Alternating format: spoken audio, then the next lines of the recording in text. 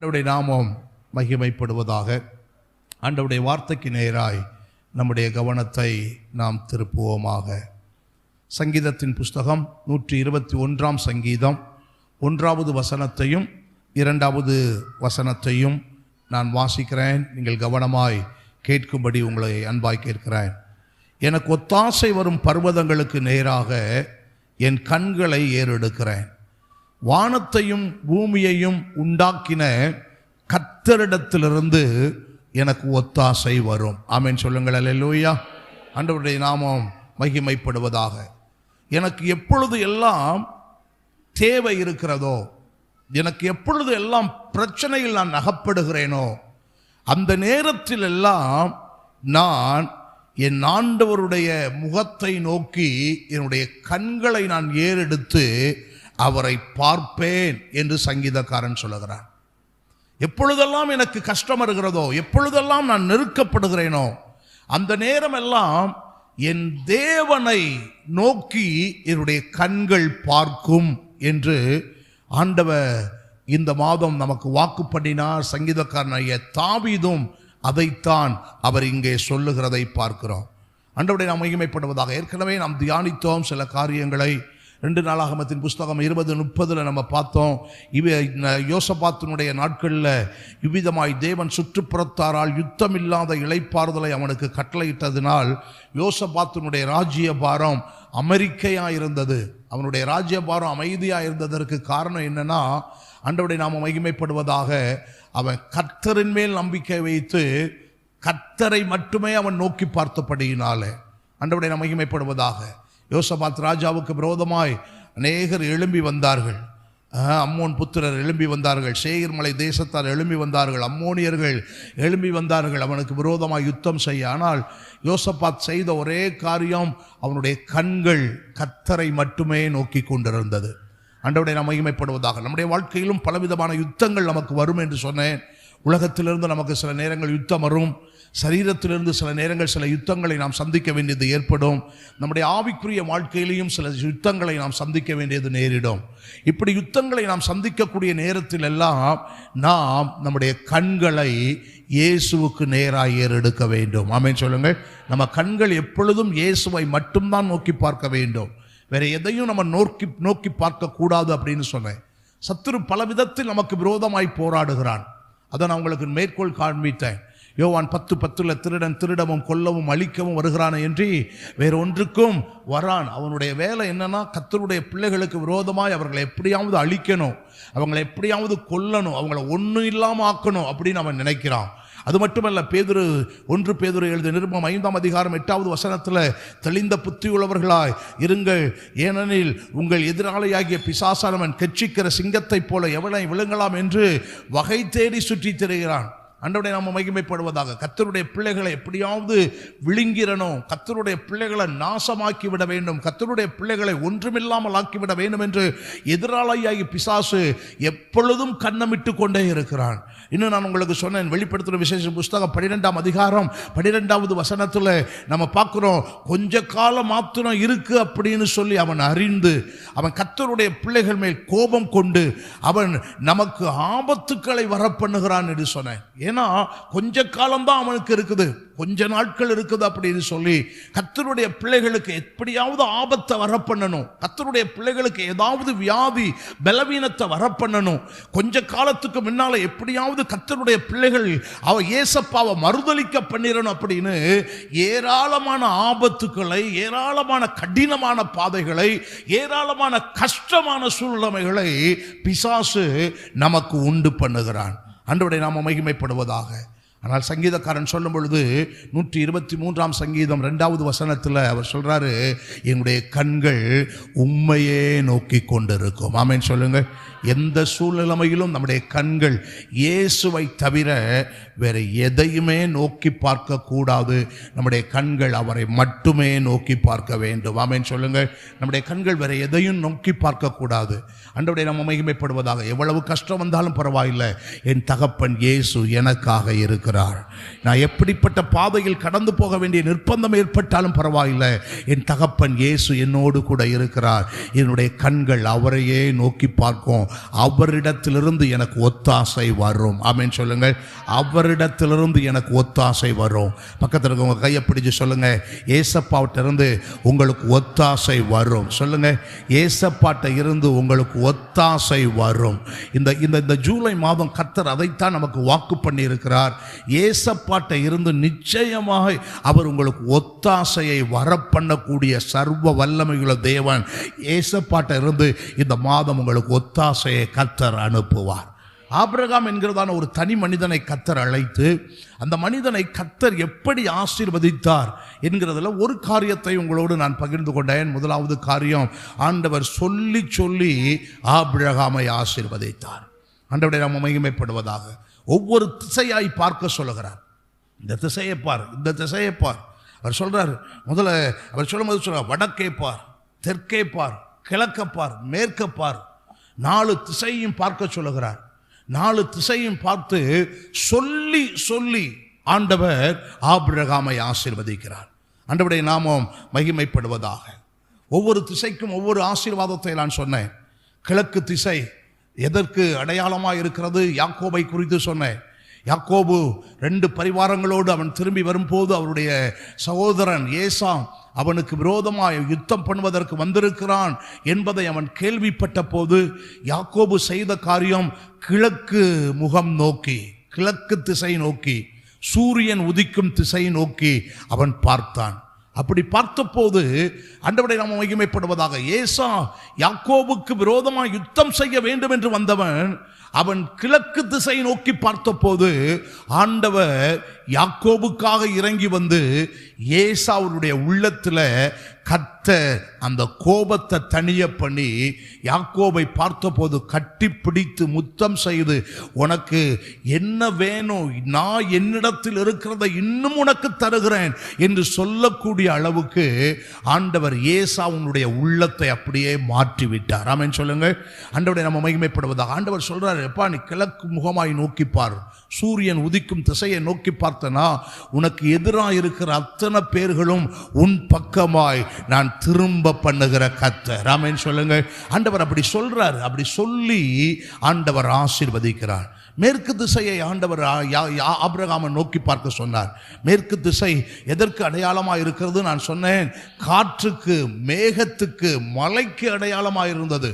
வேலைக்காரன் மேற்கு திசை நோக்கி பார்த்த போது அவன் வந்து சொல்றான், கையளவு மேகத்தை நான் மேற்கு திசையிலே நான் பார்க்கிறேன். ஆண்டவரை நாம் மகிமைப்படுவதாக.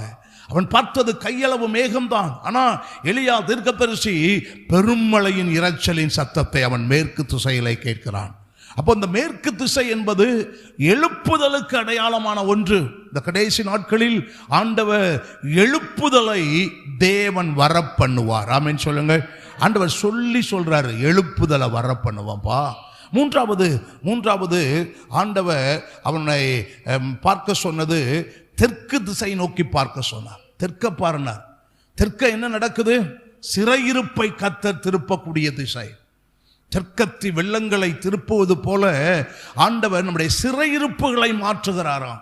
அப்ப தெற்கு திசையை நோக்கி பார்க்கும் போது நம்முடைய சிறையிருப்புகளை கர்த்தர் மாற்றுகிறார்.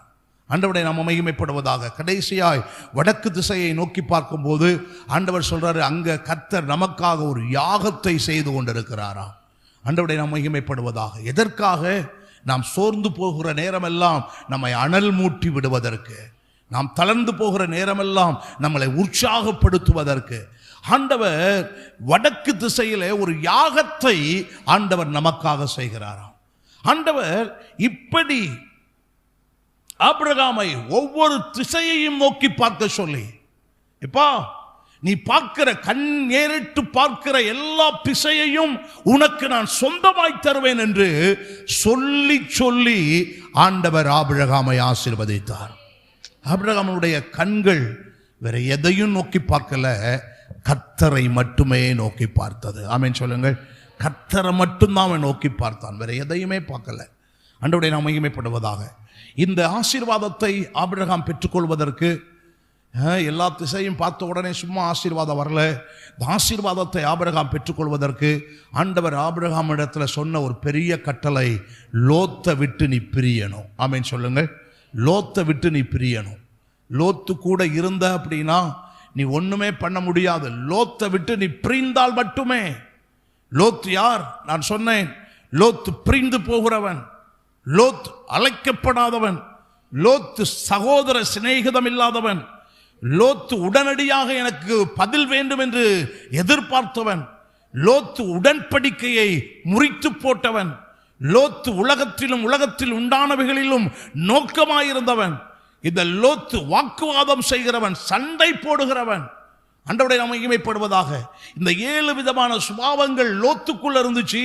இந்த 7 விதமான சுபாவத்தை விட்டு ஆபிரகாம் நீ பிரிந்து வெளியே வரும் போது, ஆண்டவருடைய நாமம் மகிமைப்படுவதாக, நீ பார், 4 திசைகளிலையும் உனக்காக நான் ஆசீர்வாதத்தை வைத்திருக்கிறேன். உன் சந்ததிக்கு ஆசீர்வாதத்தை 4 திசைகளிலும் வைத்திருக்கிறேன். எனவே நீ லோத்தை பார்க்காத, லோத்துக்குள்ள இருக்கிற எதையும் பார்க்காத, அவனை விட்டு நீ வெளியே பிரிந்து வா அப்படின்னு ஆண்டவர் சொல்லுகிறார். ஆமென் சொல்லுங்கள். அல்லேலூயா. தாவீது யோனத்தானை குறித்து சொன்னேன். யோனத்தானுடைய வாயிலிருந்து வந்த ஒவ்வொரு வார்த்தைகளும் தீர்க்க தரிசனமான வார்த்தைகள். 1 சாமுவேலின் புஸ்தகம் 23ஆம் அதிகாரம் 16, 17, 18 வசனங்களை நீங்க வாசிப்பீங்கன்னா, அவன் ராஜாவா இருக்க வேண்டிய யோனத்தான் இப்ப சொல்றான், நீ தான் எனக்கு முன்பு ராஜாவா இருப்ப, உனக்கு பின்னால தான் நான் ராஜாவா மாறுவேன் அப்படின்னு யோனத்தானுடைய வாயிலிருந்து தீர்க்க தரிசனமான வார்த்தைகள் ஆண்டவர் அவனுக்கு கொடுக்கிறார். அந்த வார்த்தையை சொன்னான். ஆண்டவருடைய நம்ம மகிமைப்படுவதாக. அந்த வார்த்தையை அவன் சொல்லிட்டு அதுக்கப்புறமா யோனத்தான் வீட்டுக்கு திரும்பி போயிட்டான் அப்படின்னு வேதத்தில் வாசிக்கிறோம். ஆனா தாவீது வீட்டுக்கு போகல, தாவீது காட்டுக்கு போனானாம். ஆண்டவருடைய நாம மகிமைப்படுவதாக. உடன்படிக்கையை பெற்றுக்கொண்டவன், தீர்க்க தரிசனத்தை பெற்றுக்கொண்டவன் ஒருபோதும் வீட்டுக்கு போகக்கூடாது, காட்டுக்கு போகணும். ஆனா பாருங்க, உடன்படிக்கையை மீறி தாவீதோடு கூட இந்த யோனத்தான் போகாமல் இவன் வீட்டுக்கு போய்விட்டான். ஆண்டவருடைய நாமம் மகிமைப்படுவதாக. எனவே யோனத்தான் ஆசீர்வதிக்கப்பட முடியவில்லை.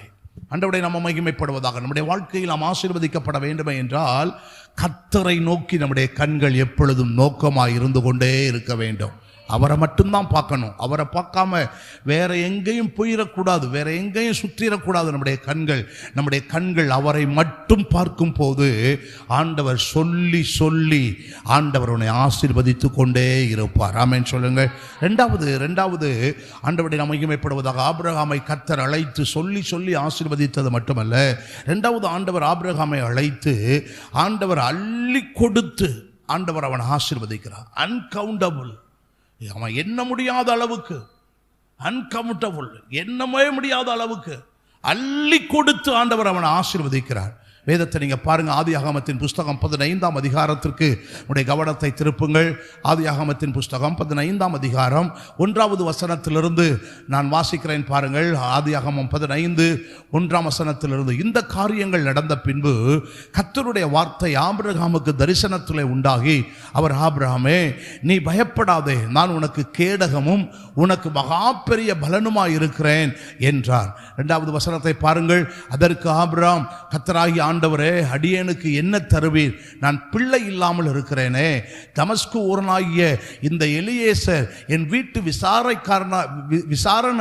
கர்த்தனாய் இருக்கிறானே என்றார். 3வது வசனத்தில், பின்னும் ஆபிரகாம், தேவரே, எனக்கு புத்திர தானம் அருளவில்லை, இதோ என் வீட்டிலே பிறந்த பிள்ளை எனக்கு சுதந்திரவாளியாய் இருக்கிறான் என்றார். 4வது வசனத்தை பாருங்கள். அப்பொழுது கர்த்தருடைய வார்த்தை அவனுக்கு உண்டாகி, இவன் உனக்கு சுதந்திரவாளி அல்ல, உன் கற்ப பிறப்பாய் இருப்பவனே உனக்கு சுதந்திரவாளியாய் இருப்பான் என்று சொல்லி, 5வது வசனத்தில் அவர் அவனை வெளியே அழைத்து, நீ வானத்தை அண்ணாந்து பார், நட்சத்திரங்களை எண்ண உன்னால் கூடுமானால் அவைகளை எண்ணு என்று சொல்லி, பின்பு அவனை நோக்கி, உன் சந்ததி இவ்வளவாயிருக்கும் என்றார்.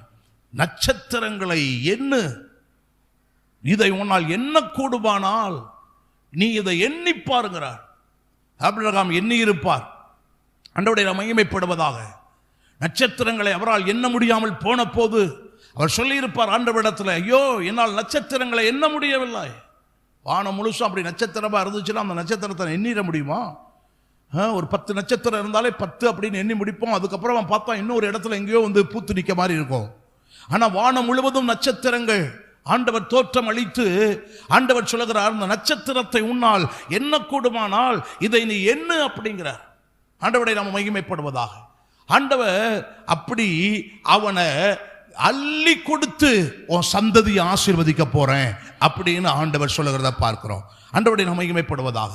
கூடாரத்தை விட்டு வெளியே அவனை கையை பிடித்து வெளியே கொண்டு வருகிறார். நம்பிக்கை இல்லாமல் இருக்கிறான். எது என்னுடைய சுதந்திரவாளி, யார் என்னுடைய சுதந்திரன் என்று தெரியவில்லை. எலியேசர் இருக்கிறார், இன்னும் இஸ்மவேல் இருக்கிறான்.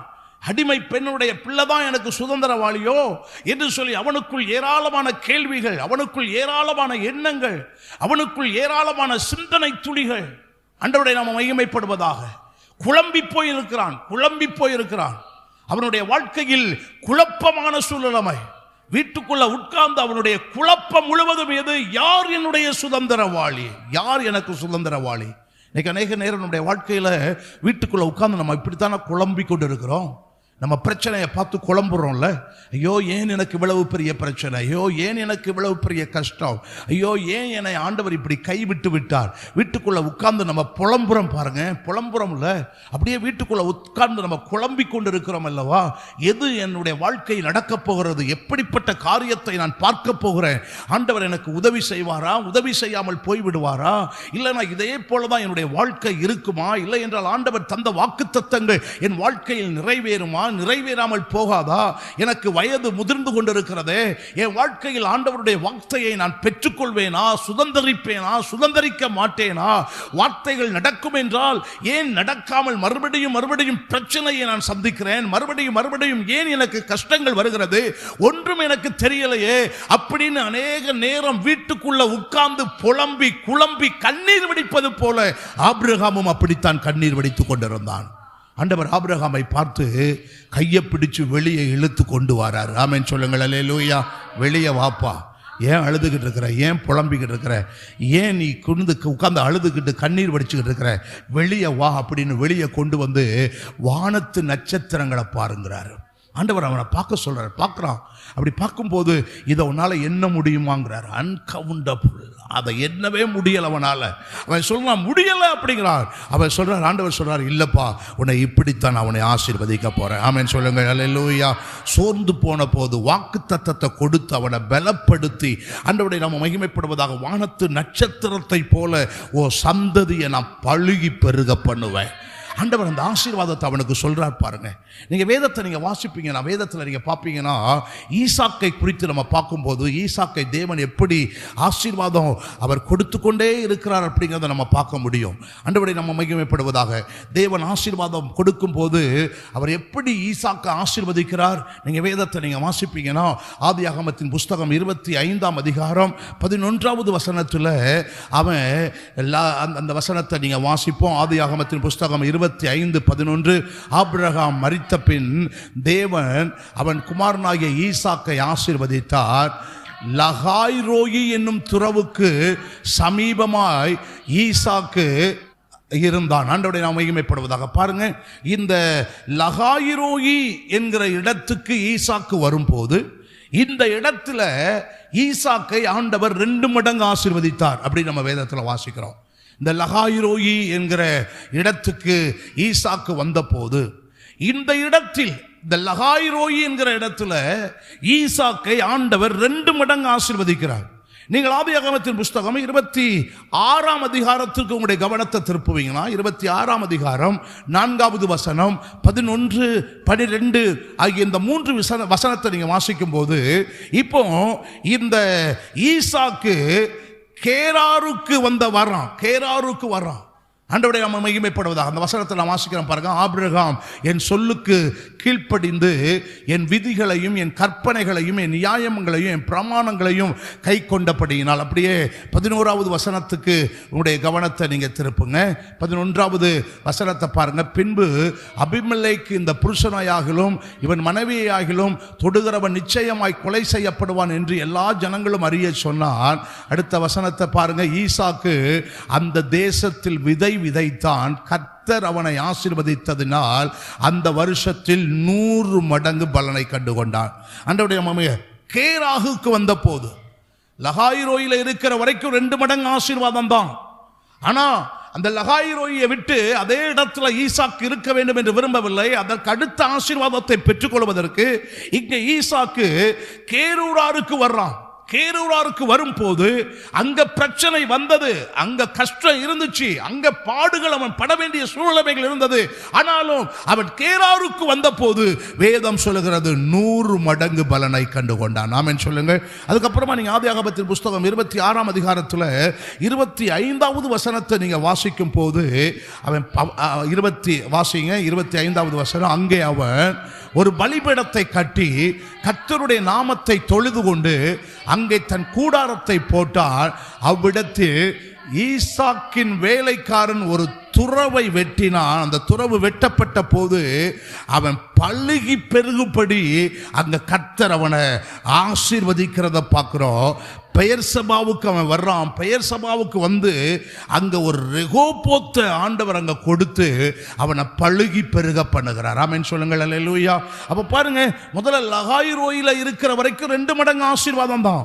இரண்டாவது, அவனுடைய வாழ்க்கையில அடுத்த ஆசீர்வாதத்தை பெறுவதற்கு கேரூராருக்கு வர்றான். கேரூராருக்கு வந்த போது ஆண்டவர் அவனை 100 மடங்கு ஆசீர்வதிக்கிறார். அதற்கு பின்பு பாருங்கள், அவனை பழுகி பெருகி செய்வதற்கு பெயர் சபாவுக்கு கர்த்தர் அவனை கொண்டு வந்து அங்க ஒரு ரெகோபோத்தை கொடுத்து அங்கே ஆண்டவர் அவனை பழுகி பெருகி ஆண்டவர் அவனை ஆசீர்வதிக்கிறார். ஆமென் சொல்லுங்கள். அல்லேலூயா. அப்ப ஆண்டவர் ஒரே நேரத்தில் நம்மை ஆசீர்வதிக்கிறவர் அல்ல.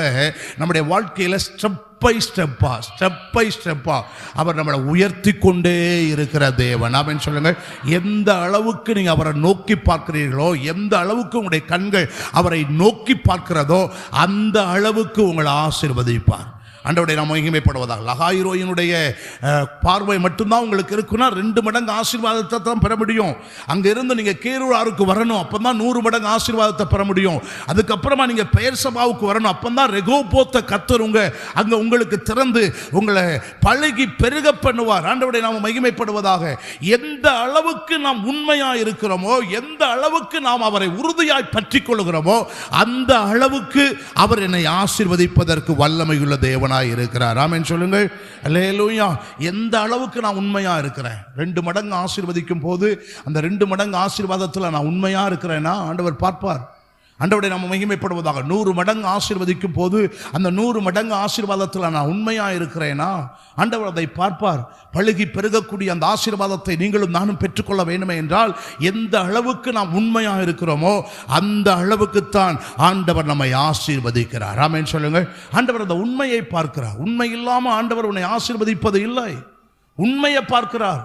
ஆண்டவருடைய நம்ம மகிமைப்படுவதாக. எப்படி ஜெபத்தில் உண்மையா இருக்கிறீங்க, எப்படி கர்த்தருடைய ஆராதனையில் நீங்க உண்மையா இருக்கிறீங்க, ஏசப்பாவுக்கு எப்படி நீங்க உண்மையா இருக்கிறீங்க, வேதத்தை வாசிப்பதில் எந்த அளவுக்கு நீங்கள் உண்மையா இருக்கிறீர்கள், ஆண்டவருக்காக வேலை செய்வதில் ஊழியம் செய்வதில் எந்த அளவுக்கு நீங்கள் உண்மையா இருக்கிறீர்கள், உங்களுடைய உண்மையை பார்த்து பார்த்து ஆண்டவர் உங்களை அள்ளி அள்ளி கொடுத்து உங்களை ஆசீர்வதிக்கிறார். ஆமென்.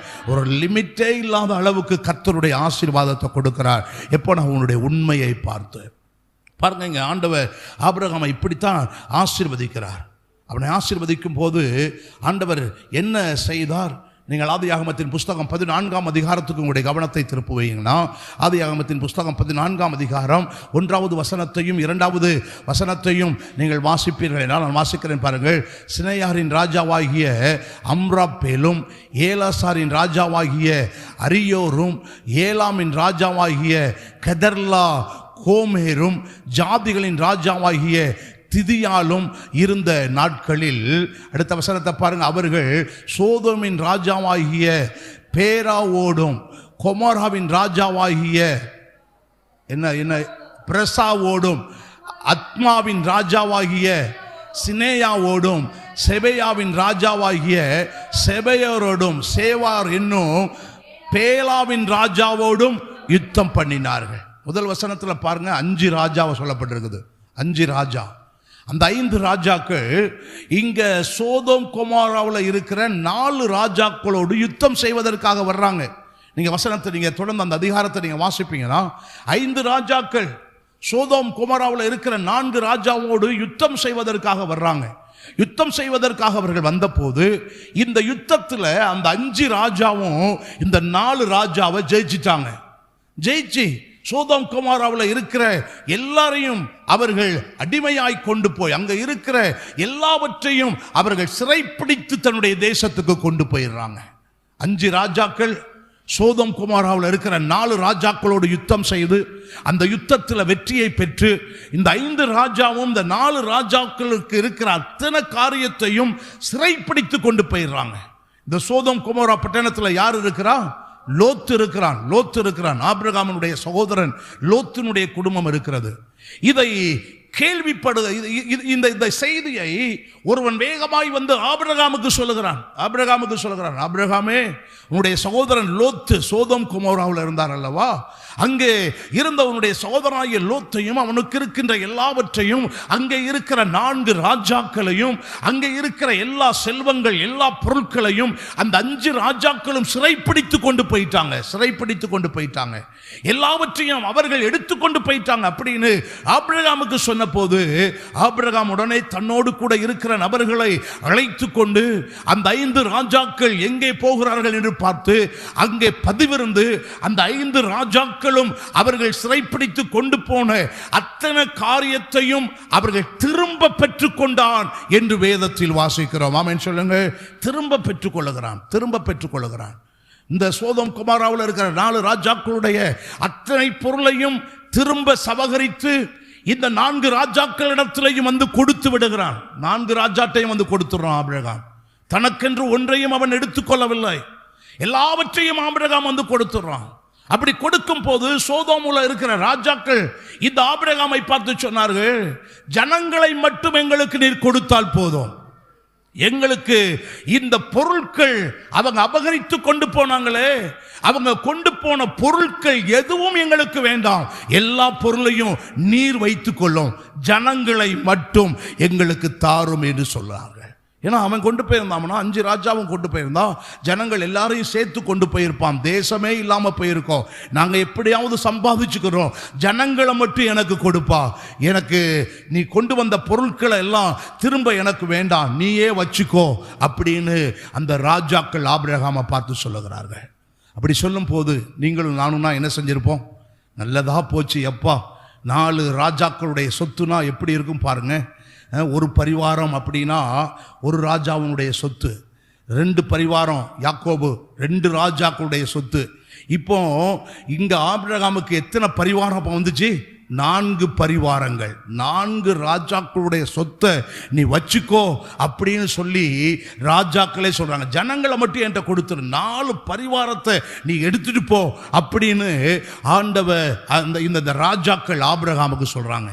ஆபிரகாம் சொல்றாரு, எப்பா உன்கிட்ட இருந்து ஒரு சின்ன சிரட்டை கூட எனக்கு வேண்டாம். என்ன வேண்டாம்? சிரட்டை கூட எனக்கு வேண்டாம்.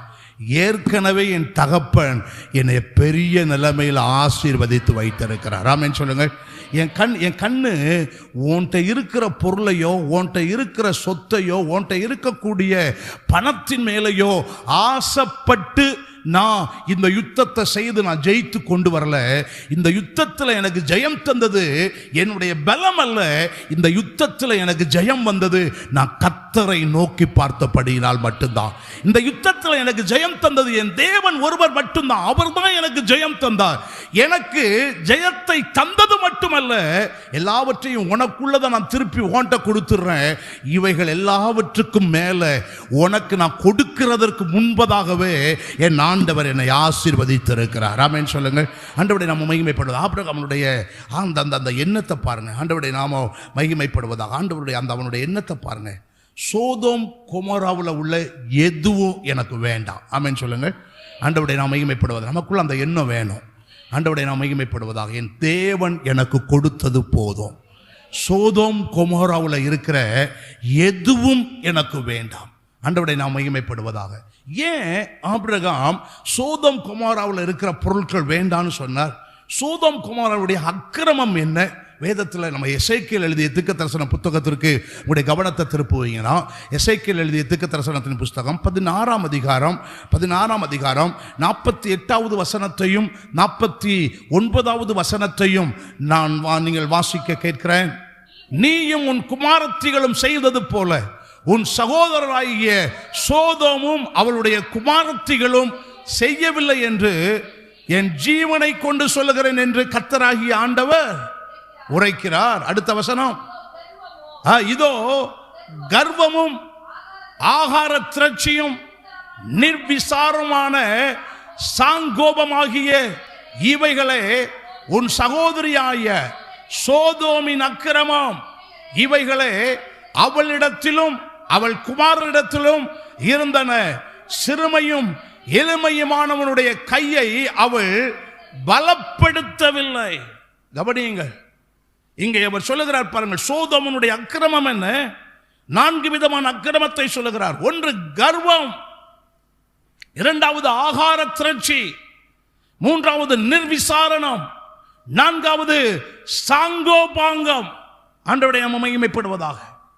இந்த 4 காரியம் சோதோமனுடைய அக்கிரமமாக இருந்தது என்று தீர்க்கதரிசியாகிய எசேக்கியேல் தன்னுடைய புத்தகத்தில் எழுதி வைத்திருக்கிறார். ஆண்டவருடைய நாமம் மகிமைப்படட்டும். கர்வம், கர்வம்னா திமிரு. இன்னைக்கு அநேக நேரத்தில் சிலருக்குள்ள திமிரு இருக்கும், தெரியுமா?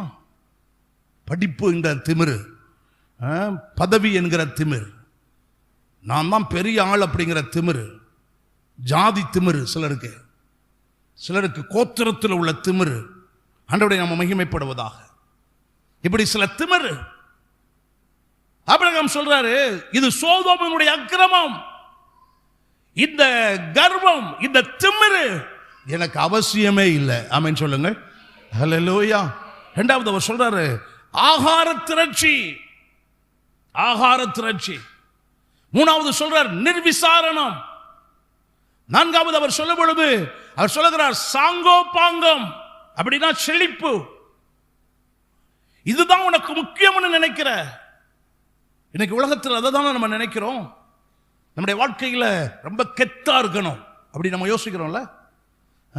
நம்ம நம்ம வீட்டிலேயே நம்ம தான் பெரிய கெத்தா இருக்கணும். இது யாருடைய ஆவி அப்படின்னா சோதோமனுடைய ஆவி. இது இருக்கிற வரைக்கும் ஆண்டவர் நம்மளை ஆசீர்வதிக்க முடியாது, நம்மளை பெருமைப்படுத்த முடியாது, நமக்கு அற்புதம் செய்ய முடியாது. ஆண்டவர் தாழ்மையுள்ளவர்களுக்கு தான் கிருபையை கொடுக்கிறேங்கிறார். ஆமென் சொல்லுங்க. பெருமையுள்ளவர்களுக்கு எதிர்த்து நிற்கிறேன். நம்ம கர்வம் கொள்ளக்கூடிய அளவுக்கு, நம்ம திமிர் பிடிச்சு அலையக்கூடிய அளவுக்கு நம்மால் எதுவும் நமக்கு கிடைத்தது இல்லை. நமக்கு கிடைத்தது எல்லாமே என் இயேசு நமக்கு தந்த பிச்சை. ஆமென் சொல்லுங்க. ஆண்டவர் இயேசு நமக்கு தந்த ஈவு, அதெல்லாம் இயேசப்பா நமக்கு தந்த ஈவு. நமக்கு தந்திருக்கிற பணம், நமக்கு தந்திருக்கிற வேலை, ஆண்டவர் நமக்கு தந்த வீடு, ஆண்டவர் நமக்கு தந்த பிள்ளைகள், ஆண்டவர் நமக்கு தந்த வசதிகள், வாய்ப்புகள், நமக்கு தந்திருக்கிற ஒவ்வொரு காரியமும் ஆண்டவர் நமக்கு தந்திருக்கிற ஒரு பெரிய ஈவு. இது இது இது நம்ம கௌரவத்தில், நம்ம திமிரில் நமக்கு கிடைச்சது இல்லை. ஆண்டவருடைய நாமம் மகிமைப்படுவதாக. இன்னைக்கு அநேக நேரம் நம்மளை குறித்த நம்ம பெருமை பாராட்டிக்கிறோம், நம்மளை குறித்த நம்ம பெரிய லெவலில் நம்ம என்றோம். ஆண்டவருடைய நாமம் மகிமைப்படுவதாக. ஆனா இங்க ஆபிரகாம் சொல்றார் பாருங்க, இது உன்னிடத்திலும் இருந்தது, உன்னுடைய சகோதரிகளிடத்திலும் இருந்துச்சு. நீ இப்படி இருந்து சிறுமையும் எளிமையுமானுடைய கையை நீ பலப்படுத்தல, நீ தான் திமிர் பிடிச்சு அலைஞ்ச. இப்படிப்பட்ட குணம் எனக்குள்ள வேண்டான்னு உதறி தள்ளுறாரு. ஆமென் சொல்லுங்க. இது எனக்கு வேண்டாம், இது எனக்கு வேண்டாம். திமிரில் நீ சம்பாதித்த பணம், திமிரில் சம்பாதித்த சில காரியங்கள் நீ எடுத்துக்கோன்னு சொல்ற, இது எனக்கு அவசியம் இல்லை. எனக்கு ஒருவர் தேவை, என் இயேசு ஒருவர் மட்டும். என் கண்கள் அவரை மட்டும்தான் நோக்கி கொண்டிருக்கும், வேற எதையுமே நான் நோக்க மாட்டேன். எவ்வளவு தாழ்த்த முடியுமோ என்னை அவ்வளவு தாழ்த்துவேன், என்னை எவ்வளவு வெறுமையாக்க முடியுமோ அவ்வளவு என்னை வெறுமையாக்குவேன். அப்படி எவ்வளவு தாழ்த்தினானோ, எவ்வளவு வெறுமையாக்கினானோ அந்த அளவுக்கு கர்த்தர் அவருடைய கிருபையை, அவருடைய ஆசீர்வாதத்தை கர்த்தர் ஆபிரகாமுக்கு அள்ளி அள்ளி கொடுக்க ஆரம்பித்தார். ஆமென் சொல்லுங்க. உங்கள் வாழ்க்கையிலும் கர்த்தர் உங்களை ஆசீர்வதிப்பதற்கு எவ்வளவு தாழ்த்த முடியுமோ அவ்வளவு தாழ்த்துங்க. எல்லாம் என் தகப்பன் இயேசு எனக்கு கொடுத்தது. என் பிள்ளைகளுக்கு தேவையான ஞானத்தை என் இயேசு எனக்கு கொடுத்தார். என் பிள்ளைகளுக்கு தேவையான வாழ்க்கையை இயேசு தான் எனக்கு கொடுத்தார். நான் ஒன்றுமே இல்லை, நான் ஒன்றுமே இல்லை அப்படிங்கிற எண்ணம் என்றைக்கு உங்களுக்குள் வருகிறதோ அன்றைக்கு தான் கர்த்தர் உங்களை ஆசீர்வதிக்க முடியும். ரெண்டாவது ஆகார திரட்சி. ஆகார திரட்சி வேணும் வேணும் வேணும் வேணும், அள்ளிரணும் அள்ளிரணும் அப்படின்னு நினைக்கிறோம் பாருங்க. இன்னும் சேர்த்துறணும், இன்னும் சேர்த்துறணும், இன்னும் இன்னும். சோதோமுக்குள்ள அந்த எண்ணம் இருந்துச்சு, சோதோம் கொமோராவில், லோத்துக்குள்ள. அதனால தான் அந்த எண்ணம் வந்துச்சு. எதெல்லாம் செழிப்பான இடமோ அதெல்லாம் அவன் எடுத்துக்கொண்டான். எது எனக்கு ஆண்டவர் தருகிறார் என்பதை லோத்து பார்க்கல. செழிப்பான இடங்கள் எல்லாவற்றையும் அவன் எடுத்துக்கொள்ளுகிறான். ஆகார திரட்சி எல்லாம் எனக்கு மட்டும்தான் வேணும். வேற எவனுக்கு இருந்தா என்ன, இல்லாட்டா என்ன, அதெல்லாம் எனக்கு அவசியமே இல்லை. என் வயிறு நிறையணும், என் குடும்பம் நல்லா இருக்கணும், என் கோத்திரம் நல்லா இருக்கணும், என் பிள்ளை நல்லா இருக்கணும், நான் நல்லா இருந்தா போதும். மற்றவன் எப்படி அழிஞ்சு போனா என்ன, மற்றவனுக்கு எப்படி இருந்தா என்ன, அதெல்லாம் எனக்கு அவசியமே இல்லை அப்படின்னு சொல்லி ஒரு தன்னலமுடைய அந்த எண்ணம் எனக்கு மட்டும்தான். இது சோதோம் குமாரனுடைய அக்கிரமமாக தீர்க்கதரிசி எழுதுகிறார். ஆகார திரட்சி, பணம் அவசியம், ஆனால் பணத்துக்காக பணத்துக்கு பின்னால போயிடாதாங்க. பணம் தேவை, பணம் தேவை, ஊழியத்துக்கு பணம் தேவை, கோடி கோடியாக ஊழியத்துக்கு பணம் தேவை. ஆண்டவருடைய ஜெபம் பண்ணும்போது சொல்லுவேன், எப்பா என்னை நம்பி என் கையில் பணத்தை கொடுங்க, ஏசப்பா என்னை நம்பி கொடுங்க.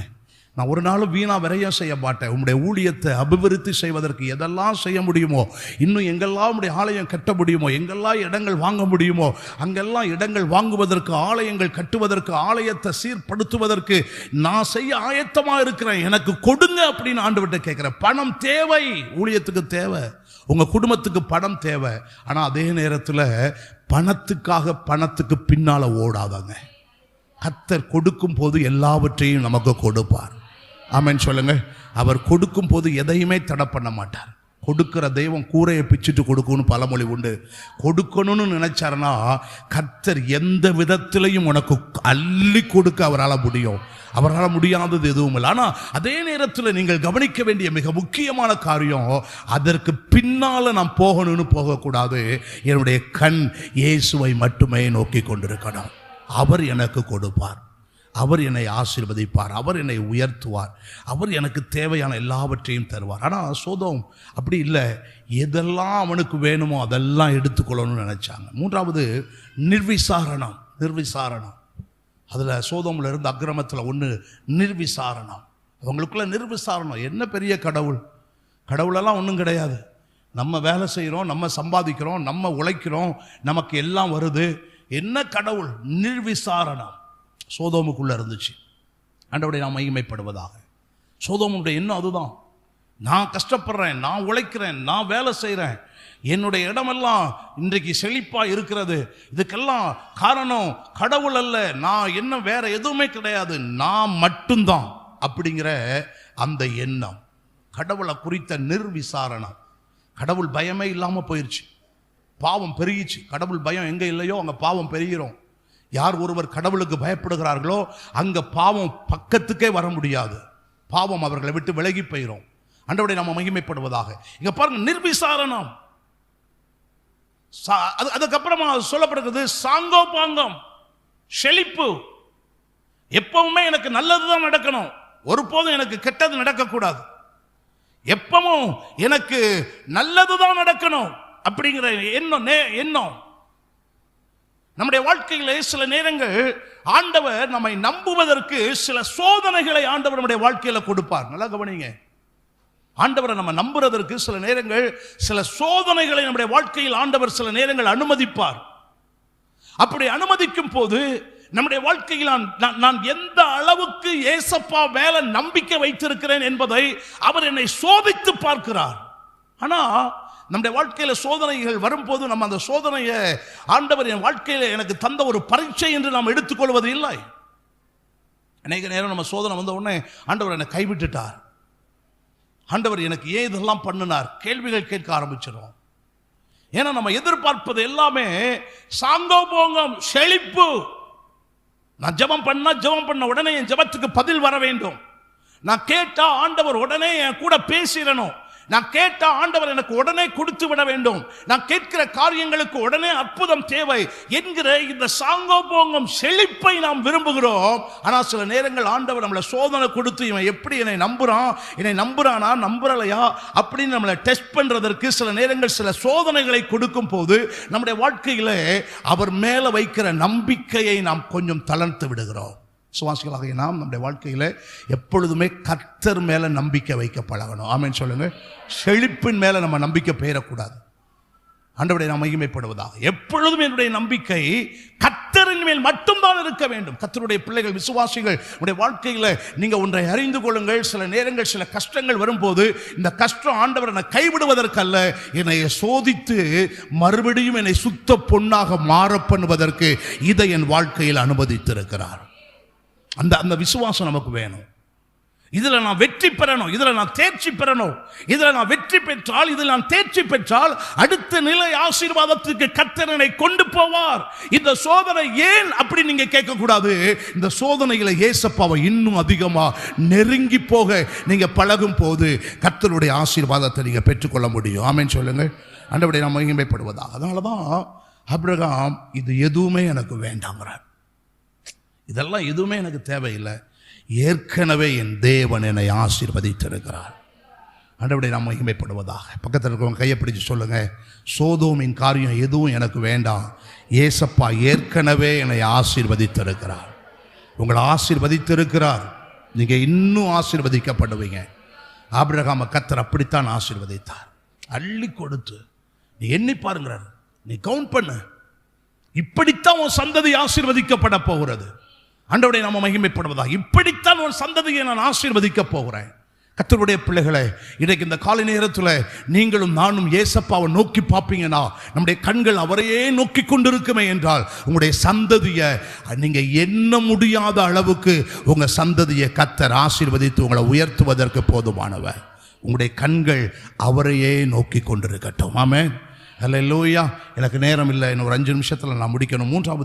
மூன்றாவது நம்முடைய வாழ்க்கையில் அன்எக்ஸ்பெக்டட், எதிர்பாராத ஆசீர்வாதங்களை கர்த்தர் நமக்கு கொடுப்பார். அன்எக்ஸ்பெக்டட், எதிர்பாராத ஆசீர்வாதங்களை ஆண்டவர் ஆபிரகாமுக்கு கொடுக்கிறார். ஆதியாகமத்தின் புஸ்தகம் 18ஆம் அதிகாரம் 1வது 2வது வசனத்தை நீங்கள் வாசியுங்கள். தொடர்ந்து அப்படி 5 வசனம் வரைக்கும் நம்ம வாசிக்கலாமா? பின்னும் கர்த்தர் மம்ரேயின் சமபூமியிலே அவனுக்கு தரிசனமானார். அவன் பகலில் உஷ்ண வேளையில் கூடார வாசலில் உட்கார்ந்து தன் கண்களை ஏறெடுத்து பார்க்கும் போது, இதோ 3 புருஷர் அவனுக்கு எதிரே நின்றார்கள்.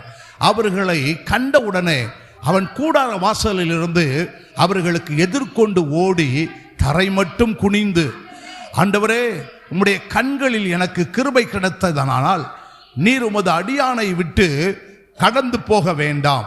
4வது வசனத்தை பாருங்கள். கொஞ்சம் தண்ணீர் கொண்டு வரட்டும், உங்கள் கால்களை கழுவி மரத்தடியில் சாய்ந்து கொண்டிருங்கள். 5வது வசனம், நீங்கள் உங்கள் இருதயங்களை திடப்படுத்தி கொஞ்சம் அப்பம் கொண்டு வருகிறேன், அப்புறம் நீங்கள் உங்கள் வழியிலே போகலாம். இதற்காகவே அடியேன் இடம் வரைக்கும் வந்தீர்கள் என்றான். அதற்கு அவர்கள், நீ சொன்னபடி செய் என்றார்கள். 6வது வசனத்தை பாருங்க. அப்பொழுது ஆபிரகாம் தீவிரமாய் கூடாரத்தில் சாராய் இடத்திற்கு போய், நீ சீக்கிரமாய் 3 படி மெல்லிய மாவு எடுத்து பிசைந்து அப்பம் சுடு என்றான். அடுத்த வசனத்தை பாருங்க. ஆபிரகாம் மாட்டு மந்தைக்கு ஓடி ஒரு நல்ல இளம் கன்றை பிடித்து வேலைக்காரன் கையில் கொடுத்தான். அவன் அதை சீக்கிரத்தில் சமைத்தான். ஆபிரகாம் வெண்ணெயையும் பாலையும் சமைப்பித்த கன்றையும் எடுத்து வந்து அவர்கள் முன்பாக வைத்து அவர்கள் அருகே மரத்தடியிலே நின்று கொண்டிருந்தான். அவர்கள் புசித்தார்கள். அவர்கள் அவனை நோக்கி, உன் மனைவி சாராள் எங்கே என்றார்கள். அதோ கூடாரத்தில் இருக்கிறாள் என்றான். அப்பொழுது அவர், ஒரு உட்பவ காலத்தில் நிச்சயமாய் உன்னிடத்துக்கு திரும்ப வருவேன், அப்பொழுது உன் மனைவியாகிய சாராளுக்கு ஒரு குமாரன் இருப்பான் என்றார். சாராள் அவளுக்கு பின்புறமாய் கூடார வாசலில் இதை கேட்டு கொண்டிருந்தாள். ஆபிரகாமும் சாராளும் வயது சென்று முதிர்ந்தவர்களாயிருந்தார்கள். ஸ்திரீகளுக்குள்ள வழிபாடு சாராளுக்கு நின்று போயிற்று.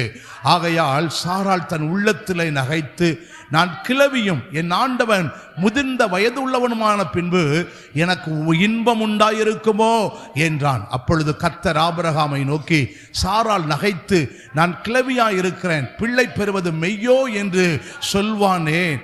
கர்த்தரால் ஆகாத காரியம் உண்டோ? உட்பவ காலத்தில் உன்னிடத்தில் திரும்ப வருவேன், அப்பொழுது சாராளுக்கு ஒரு குமாரன் இருப்பான் என்றார். ஆமென் சொல்லுங்கள். அல்லேலூயா. அன்எக்ஸ்பெக்டட். ஆபிரகாம் சாராளுடைய வாழ்க்கைகளை பாருங்க. ஆண்டவருடைய நாம் மகிமைப்படுவதாக. ஆண்டவர் சொல்றார், நான் வருவேன். திரும்ப வரும்போது அடுத்த வருடத்தில் சாராளுடைய மனைவி அவளுடைய கையில ஒரு பிள்ளையை வைத்திருப்பாள். கூடார வாசல் இருந்து கேட்கிறார் சாராள். கேட்டுட்டு நகைக்கிறாள். இது எப்படி ஆகும்? நான் கிளவி ஆகிட்டேன், என் புருஷன் வயது முதிர்ந்தவர் ஆயிட்டார், இனி எங்களுக்கு எப்படி இன்பம் உண்டாயிருக்கும்? எப்படி இவைகள் எல்லாம் நடக்கும்? நடக்கவே செய்யாது. இது எப்படி எங்க வாழ்க்கையில் நடக்கும்? நடக்கவே செய்யாது என்று சொல்லி சாராள் நகைக்கிறாள். ஆனால் ஆண்டவர் திரும்ப அவளை பார்த்து சொல்லுகிறார், திரும்ப நான் வருவேன். தேவனால் கூடாத காரியம் எதுவும் உண்டோ? கர்த்தரால் கூடாதது எதுவும் இல்லை. கர்த்தரால் எல்லாம் கூடும். உற்பவ கால திட்டத்தில் உன்னிடத்தில் திரும்ப வருவேன். அப்பொழுது சாராளுக்கு ஒரு குமாரன் இருப்பான் என்று சொல்லி ஆண்டவர் திட்டமாய் அவளோடு கூட பேசுகிறார். ஆண்டவருடைய நாம் மகிமைப்படுவதாக. எப்பொழுது? அவருடைய கண்களை ஏறெடுத்து பார்த்த போது. ஆண்டவருடைய நம்ம மகிமைப்படுவோம். அவருடைய கண்களை ஏறெடுத்து பாருங்க. உங்கள் வாழ்க்கையில் எதிர்பாராத ஒவ்வொரு காரியத்தையும் கர்த்தர் உங்களுக்கு செய்வார். ஆண்டவருடைய நாம் மகிமைப்படுவதாக. ஆதியாகமத்தின் புஸ்தகம் 22ஆம் அதிகாரத்தில் ஆண்டவர் ஆபிரகாமுக்கு அதுக்கப்புறமா ஒரு குழந்தையை கொடுக்கிறார். குழந்தையை கொடுத்த பின்பு அந்த குழந்தை வளர்ந்து பெரிய பிள்ளையாக வந்துடுறான். வந்ததுக்கு அப்புறமா ஆண்டவர் அவனை ஒரு சின்ன டெஸ்ட் பண்ணுறாரு. அந்த டெஸ்ட் என்ன? அவர் சொல்கிறார், உன் புத்திரனும் உன் ஏக சுதனும் உன்னுடைய நேச குமாரனுமாக இருக்கிற உன் பிள்ளைய எனக்காக மோரியாங்கிற இடத்துல எனக்காக நீ பலி செலுத்துங்கிறார். அதனுடைய நம்ம மகிமைப்படுவதாக. அதில் 3 வார்த்தை சொல்கிறார், உன் புத்திரனும் உன்னுடைய ஏக சுதனும் உன்னுடைய நேச குமாரன்.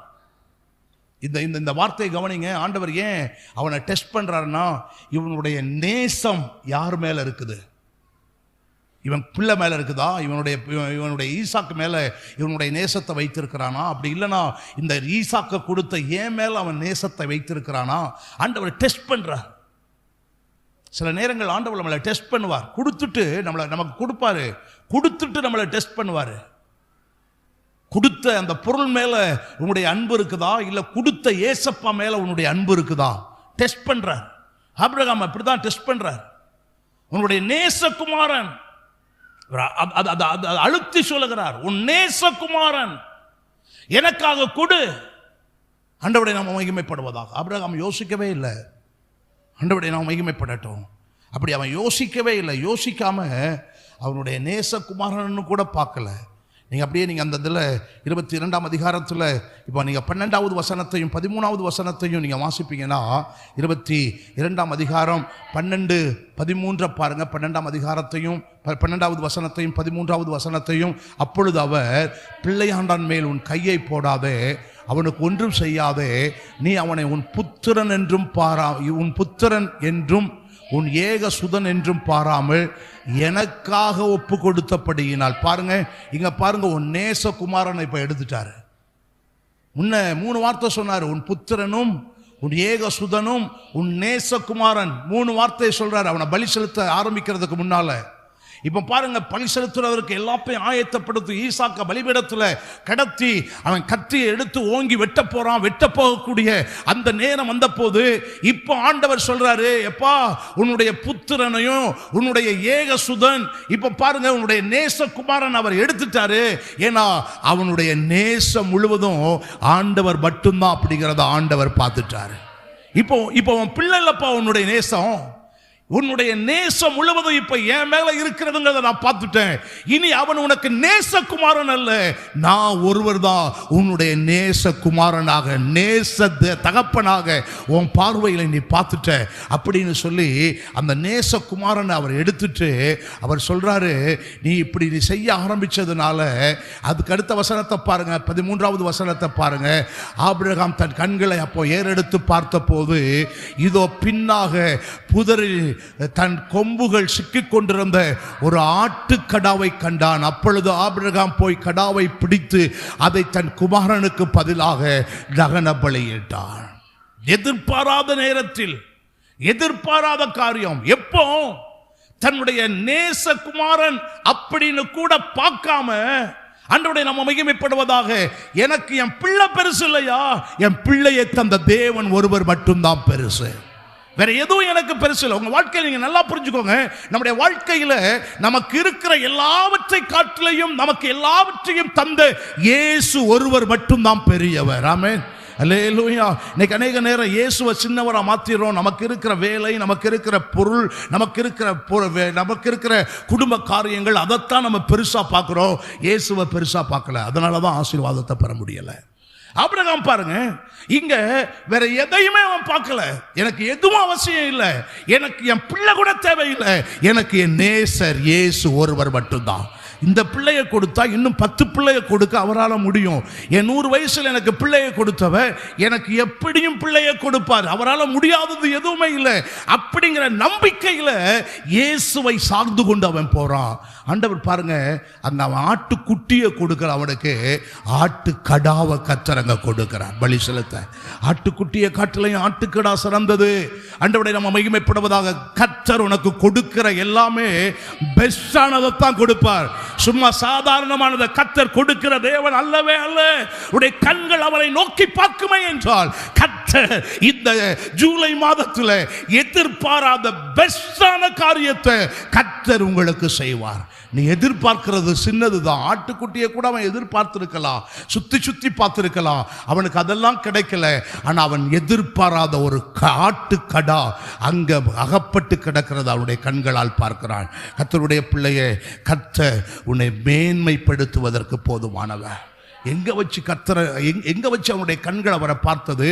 மோரியாங்கிற மலை. இந்த மோரியா மலை சபைக்கு அடையாளமாய் சொல்லப்பட்டிருக்கிறது. சபைக்கு அடையாளமாய் சொல்லப்பட்டிருக்கிறது. நீ சபையில் இருந்து சபையில் வந்து ஏசப்பாவுடைய முகத்தை நோக்கி நீ பார்ப்ப அப்படின்னா எதிர்பார்க்காத பல அற்புதங்களை கர்த்தர் உங்க வாழ்க்கையில செய்வார். எதிர்பார்த்தது சின்னதா இருக்கலாம், எதிர்பார்த்ததை விட பெரியதை கர்த்தர் உனக்கு கொடுப்பார்.